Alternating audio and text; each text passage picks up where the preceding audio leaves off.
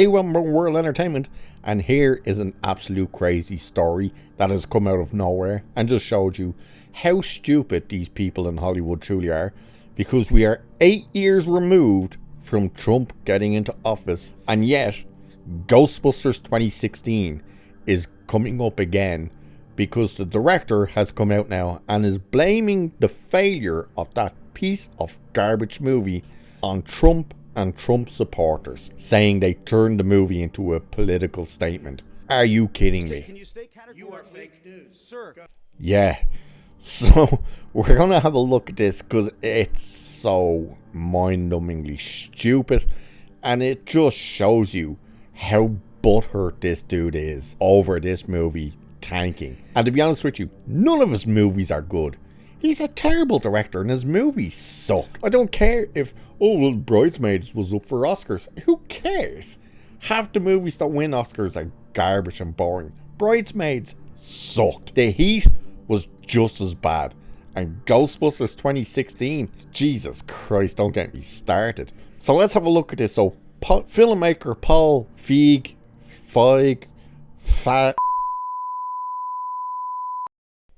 whatever his name is, says that Trump supporters made the 2016 Ghostbusters reboot into a topic of political discourse. Ghostbusters, later retitled Ghostbusters Answered the Call, was directed by Feig, and rebooted the iconic 1980s sci-fi horror comedy franchise with an all-female cast that included Kristen Wiig, Melissa McCarthy, Kate McKinnon, and Leslie Jones.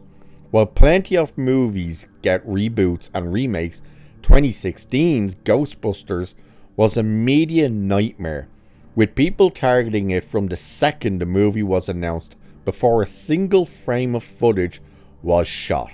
Almost everything in that statement is BS, by the way. And, from the moment they announced it was getting backlash. Really? Because when they first announced it, they didn't announce it as an all-female Ghostbusters. They announced it as they're remaking Ghostbusters. That's what the backlash was for. It was like, why would you remake Ghostbusters when you have the original cast there? Yeah, Bill Murray didn't want to do it. You could work around that. You didn't need to reboot it. And that's exactly what they went to do. And then, of course, he changed what he was saying about, it's not a reboot, it's going to be completely in a different universe, so we don't touch it. And then what did we get? Do you remember the very first teaser trailer for it, when it opened saying this?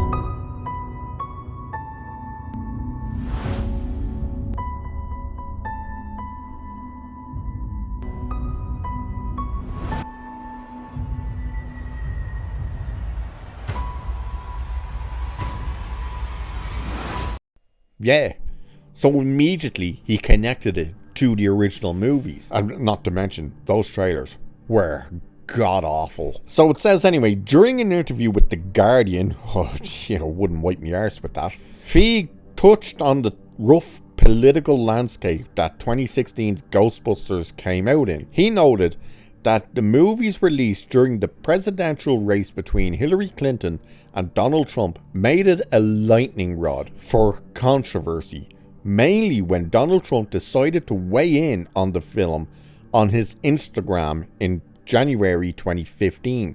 Shortly after it was announced, Feig, points out how many of the worst comments around the Ghostbusters reboot were from Trump supporters, particularly men who seem to want to fight and argue about something. So, before we get into Feig's statement, how does he know they were Trump supporters? Anyone want to answer that one? How does he know that it was Donald Trump supporters who are the ones who ridiculed the movie? It makes no sense, does it? Like, it's ridiculous. Like, the budget for this movie was $144 million. Which is also wrong, because it was a lot higher than that. We know it went a lot higher than that. And it only brought in $229 million. $100 million of that was international. So if you take the international out of that, that leaves $130 million is all it made in the US. So what's his argument for outside the US? Nobody outside the US was involved with the US election, so what's his excuse there? But here is what he says about this, which is just hysterically stupid. So he said this: the political climate of the time was really weird. With Hillary Clinton running for office in 2016, there were a lot of dudes looking for a fight. When I was getting piled on Twitter, I'd go back and see who they were. So many were Trump supporters. Then Trump came out against us. He was like, they're remaking Indiana Jones without Harrison Ford. You can't do that. And now they're making Ghostbusters with only women. What's going on? And got all upset. It's funny that he says Trump went after us, and the first part of Trump's comment didn't even have anything to do with the Ghostbusters movie, which is funny. Everybody went effing cannibal. It turned the movie into a political statement, as if to say, if you're pro-woman, you're going to go and see this. If you're not, then I didn't think it mattered at all that the main characters were women, but people brought a lot of baggage. So he's blaming Trump supporters, the election, for a movie failing. What are you talking about? Nothing to say, oh, the movie just wasn't funny and everything in it was almost completely 100% improv, that they didn't follow the scripts, they just made it up really as they went. And it's funny what it says. It says, regardless of what one thinks of 2016's Ghostbusters, which has more in common with the original 84 Ghostbusters than overly relevant legacy sequels, Ghostbusters Afterlife and Frozen Empire. Are you shitting me? They're trying to say the 2016 has more in common with the original Ghostbusters than Afterlife and Frozen Empire. You got to be, my God, the cope in this is unreal. Now it's funny because of course they bring up all misogynistic and crap and all this. Like the female-led Ghostbusters movie was announced in August 2024. So Trump wasn't even running at that stage. So how could he possibly made the movie political with a campaign and stuff if he wasn't even running when this thing was announced? But it says around the same time Gamergate took off. Gamergate was a right-wing backlash against feminism, diversity, and progressivism in video game culture that resulted in a misogynistic online harassment campaign against largely women creators and critics in the video game sphere. Sweet Jesus Christ, does this just ramble on then into absolute nothing. And to hear Paul Feig talk about the movie in like, oh, I was always around women. I used to get bullied, so I used to run to women for cover. It's like, wow, you really are just a pussy then, aren't you? Like, we were all bullied at some stage. I was bullied mercilessly as a child, especially for liking Ghostbusters, the original Ghostbusters. I got unbelievably bullied for liking the original Ghostbusters, and I don't care. Do you know what I did? I didn't run and hide behind women. I took it on the chin, grew up and fought back. And I don't mean physically and stuff, even though sometimes it did come to that. But no, you don't run and hide and then start blaming everything on angry men, because that is literally what he's just done in this. Oh, angry men who were just looking for a fight. Come on now. That has nothing to do with, oh, we just made a movie, spent way too much on it, didn't take the advice of the original actors.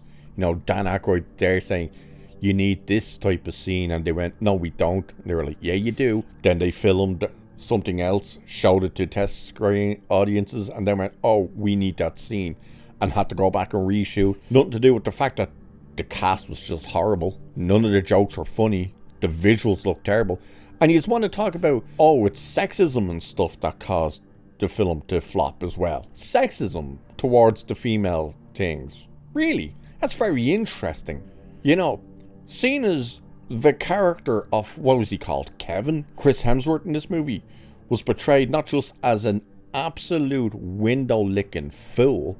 You know, there's not a pane of glass. The good dude didn't know what it tasted like. No, but they literally hired him for his looks. You remember that? Yeah, he was dumb as a bag of hammers, and yet they specifically hired him because of his looks. He couldn't even answer the phone because he thought it was in the fish tank. Hired on his looks. How is that not sexist? Especially when they made him a fucking retard in the movie, compared to the likes of Janine from the original movie, the sequels, and beyond. How she was actually smart, good at her job, and pretty much could hang with the boys, especially in the last movie. And you're trying to say sexism. Good God. It's insane. From 2016 to here we are, approaching 2025, and this moron is still butthurt about his failed, shitty movie. Yeah. Cope and cope hard. Good Christ. So with that, I shall leave it there for this one. Like, share, subscribe, you know the drill. Cheers. I'll catch you in the next one. And who are you going to call? The real Ghostbusters.